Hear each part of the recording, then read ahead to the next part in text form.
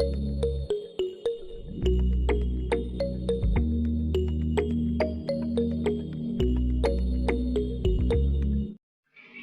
yun mga kalangga, at may nangyari hindi inaasahan.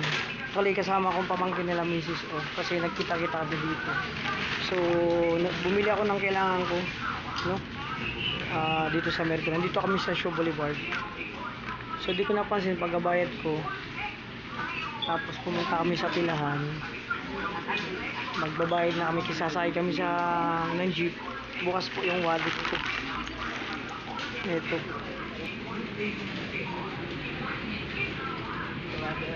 Ay, di yan nababalik na. Di yan reverse. Wow. Hindi pa naka-on kuya. Di naka-on. Ako lang ako. Para sa cellphone ko na reverse. So yun mga kalangga. Sa hindi man natin inaasahan. Pero pwede din yun. Ha? Nare-reverse din yun sa Sige, okay na yun. Bukas ang bag ko. Wala po yung wallet ko mga kalangga. Nadali ako nung sa leasing. Kaya nagpapa-review kami ng CCTV dito sa Mercury. Kung dito nangyari sa loob. Mga kalangga. Kasi dukot ako ng wallet. Nagkuha ko ng pera 500 para magbayad. Ayun. Sana hindi maano yung yung laman ng ATM. Wala. Grabe. Hindi minaasahan. Yung mga tao talagang ganun. So nagpa-review kami para makita kung dito mo yung sa loob, makita ko yung mukha nun. Kung hindi sa labas, pero bahala na. So yun mga kalangga, nakakalungkot na mangyayari. So yun mga kalangga, wag pa lang hapon na. So hapon ako mga kalangga kasi nag-edit ba. So ito yung lugar na pinuntahan ko, dito kami parte. So yan, so, siya na lang po ang naiwan kasi may mga pasok ng iba. So sila yung kasama ko gabi at sila yung kasama ko nung time na nangyari yung wallet ko mga kalangga. Pero pabalik na ako kasi punta ako Antipolo. Kasi pupunta ako sa, ang dami kong lakad ngayon mga kalangga. Ay kong lakad, punta ako ng Antipolo, punta ako sa akong kapatid ko. Tapos yung isang kong kaibigan, mga kalangga, na matagal ko na ay sa college, classmate ko nung college that time, nung nagsiman siya. So puntahan ko doon. Yan mga kalangga, dyan muna, update, God bless po. Kapigay na.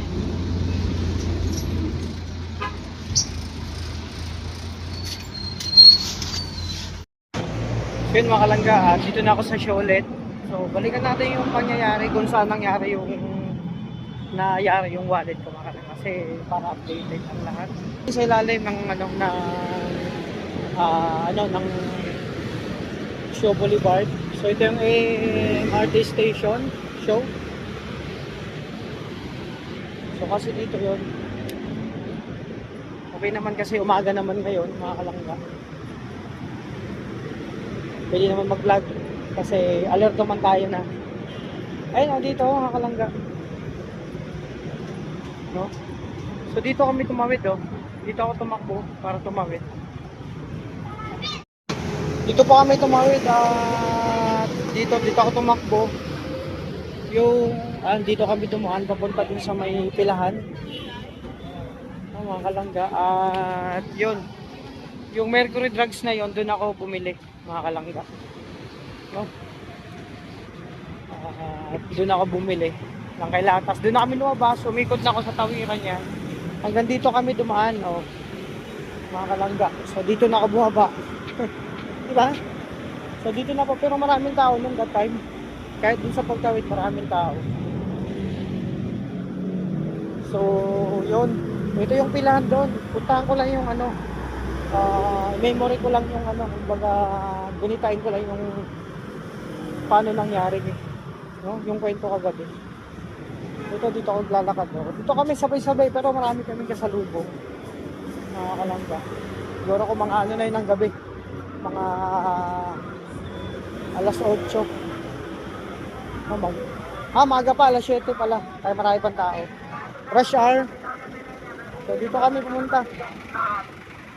Dito walang jeep na kuwan. Mga kalangga. Ito yung lugar. So maraming tao dito kagabi din na yung mga kasalubong. Dito So di kayo makalala naglakad. Bago ako pumunta dun sa pupuntahan ko, ano ko lang, i-reminis ko na yung mga nangyari kagabi. So yun mga kalangga. So tuloy-tuloy kami dun hanggang sa kabilang kalsada. Kalsada ba dun sa kabilang terminal, no? So yun. At lakad kami dito. Kasi binalikan pa namin yung area nito eh.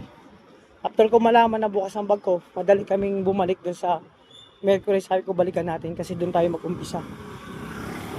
Eh pagdating doon, nagpansin kami ng CCTV, wala man nangyari doon. Kasi clear man doon sa Mercury. Kasi marami din bumibili mga kalangga, no? So yun. So ito yung pilahan dito mga kalaya, no? Ito yung pilahan dito. Dito mahaba ang pila hanggang dito. So dito sa nakatayo ako mga kalangga. So dito sa parting to ako nakatayo. So dito ko na napansin na wala na yung, bukas na yung bag ko sa area na to, maraming tao. So after ko malaman yun, madali kayo bumalik sa Mercury Dogs para magpag-check ng CCTV. Yun nga yun, clear naman. Ayun. So after nun, naghanap pa kami sa daanan, wala na. Wala talaga. So naghanap kami, wala dun sa area na yun, sa mga dinaanan namin. And then yun, sumakay na kami ng jeep papunta sa boarding house.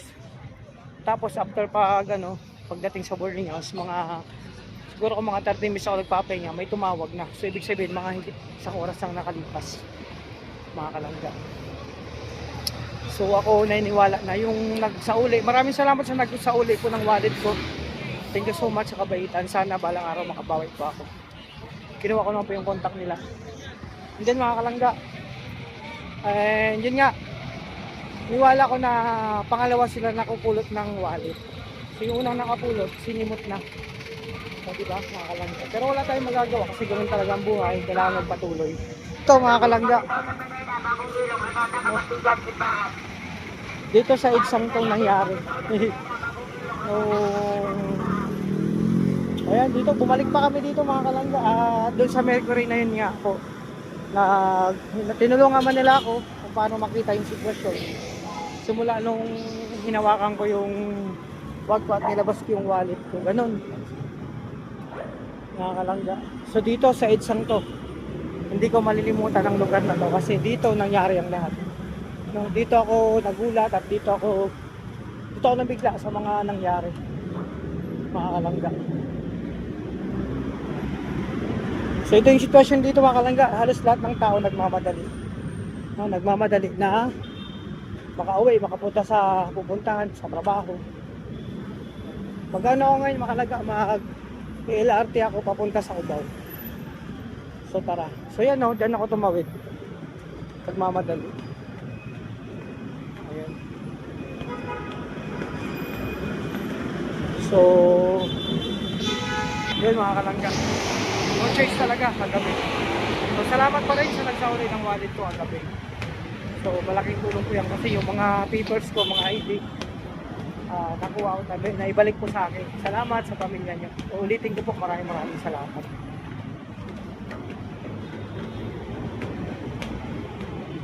So mga kalangga, ito yung update ngayong umaga. Today sa lakad ko mga kalangga.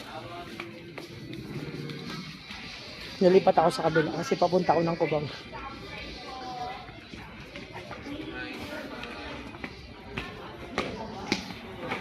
So ito yung lugar mga kalangga kung saan kahit umaga na, madaling araw, anong oras, ang daming tao.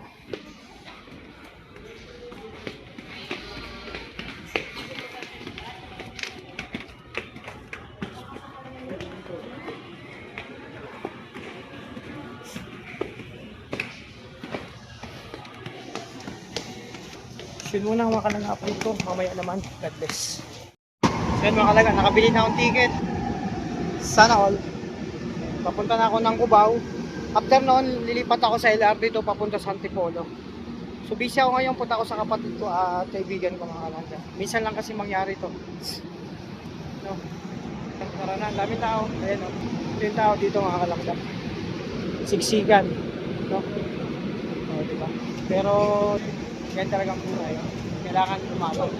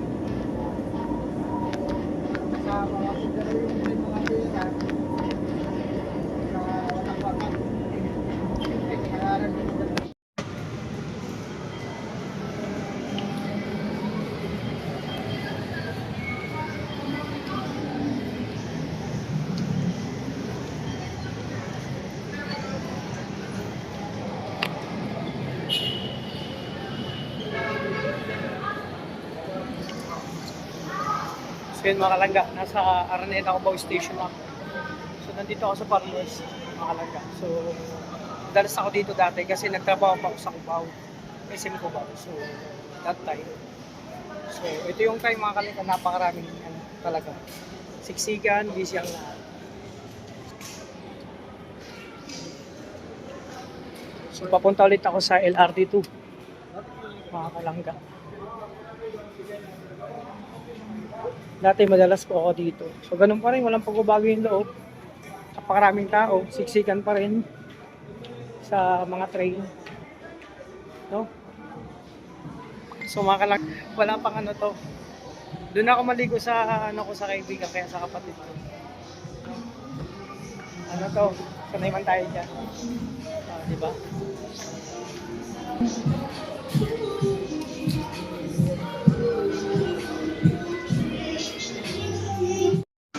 So yun mga kalangga, tuloy lang ako, papunta ko yung LRT2.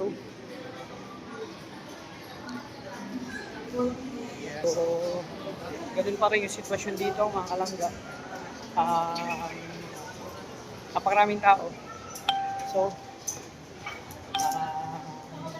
ayun, samahan niyo ako pupunta doon. So, update muna ito mga kalangga. Okay po.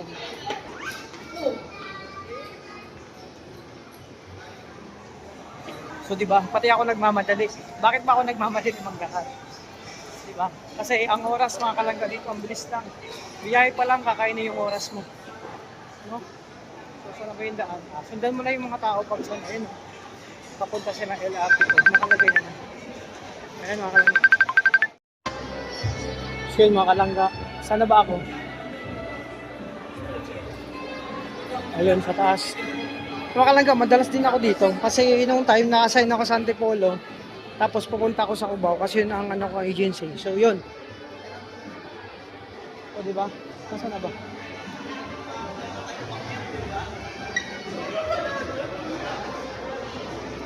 Diba? Sa taas yata. Sa taas yung LRT. Yung ano. So di ba pati ako nagmamadali. Nadadala ako dun sa mga ano, mga nagmamadali. So ito yung sitwasyon ko. Mahirap pag mag-isa ka lang mga kalangga. Pero kailangan ng buong loob mo, matapang. Kasi yun nga, ikaw lang magdadala sa sarili. Di ba?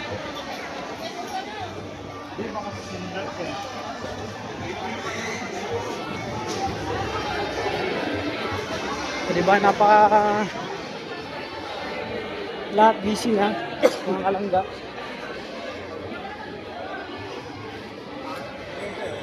So ang oras kasi para magaga ako makarating doon, no mga kalangga. Okay, ito na. Dito na ako sa O, di ba? Tama naman ang pinuntahan ko. Basta sundan mo lang yung mga nagmamadali, papunta yan sa train.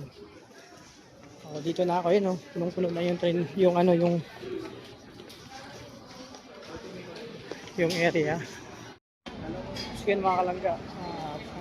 Hanggang dito lang muna ang update sa lahat ko ngayong araw. So, papunta ako sa Antipolo. So, dito na ako sa train. O, yun. So, yun. No? So yun mga kalangga, hanggang dito lang muna. Maraming salamat sa support. Ingat po kayo guys. Thank you so much. Bye po. So yun mga kalangga, may nangyari hindi inaasahan. Actually kasama akong pamangkin nila misis kasi nagkita-kita kami dito. So bumili ako ng kailangan ko, no? Dito sa Mercury. Nandito kami sa Shaw Boulevard. So di ko napansin pagbabayad ko. Tapos pumunta kami sa pilahan. Magbabayad na kami, kisasakay kami ng jeep. Bukas po yung wallet ko. Ito.